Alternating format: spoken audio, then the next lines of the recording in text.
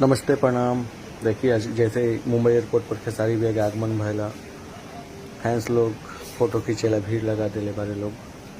खेसारी भैया एकदम आम इंसान की तरह एकदम मुंबई एयरपोर्ट पे निकलता।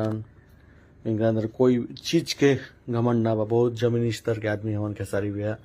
अब देखिए पीछे से फैन इनका आवाज दिला, पीछे तकलन भैया, अब रुक गइलन भैया फोटो देवे खातिर।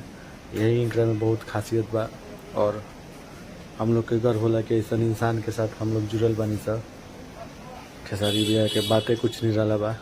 और देखिए फैंस लोग एकदम तबाही के लिए लोग फोटो खिंचावेला भैया गाड़ी की और एयरपोर्ट पे देखिए खेसारी भैया के आगमन हो गए। अब वो खोजता कि कहने इंदर भैया हवन, इंदर भैया साइड में और संजय पीछे का सब ट्रॉली बैग लेके आवता रहे। खेसारी भैया काम से एयरपोर्ट निकलन।